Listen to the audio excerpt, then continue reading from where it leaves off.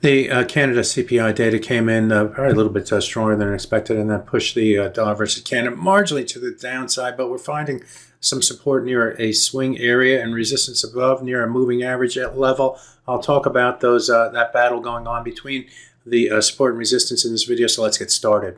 I'm going to start by zooming in on the hourly chart here, and what we see in trading here today is that the high price in trading came right up to that 100-hour moving average. That came in at 1.42144, and then we saw a rotation to the downside, helped partly by that stronger than expected CPI data sending the U.S. dollar lower, the Canadian dollar higher.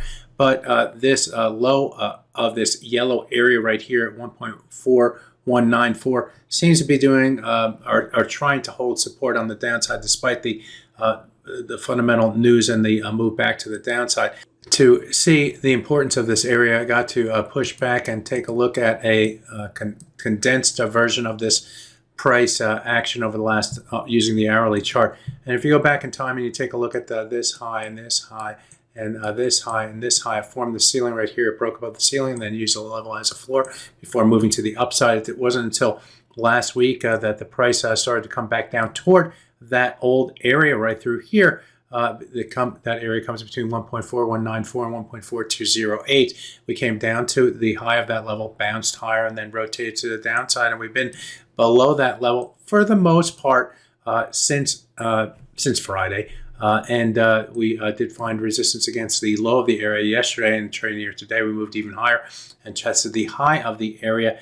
Admittedly, and as mentioned, we did move above that swing area and went up to test the 100-hour moving average. So you can see how the market's pushing, trying to get above these technical levels, but it couldn't do it, and we started to rotate back to the downside. So this area between 1.4194 and 1.4208 is a key barometer for traders, and we can extend it up to the falling 100-hour moving average as well. As long as the price remains below those levels, the sellers are still more in control from this sharp move to the downside. And also, by the way, we moved outside of this box right here, which confined the pair for the longest of times. And as long as the price is below that area, then the bias remains for the downside. By the way, we moved outside of that box right here, obviously through the tariff talks, 25% tariff that were later rescinded and then pushed the price to the downside. Of course, the tariffs were later reestablished or starting to be reestablished one by one on Canada, but that's a different story. Nevertheless, as long as the price from a technical perspective stays below the 100-hour moving average, stays below this swing area, the bias remains to the downside, get below 141.94, and we should see further downside momentum in this currency pair as that break continues. My name is Greg Michalowski with this technical look at the dollar versus Canada. Good fortune with your trading. Bye-bye now.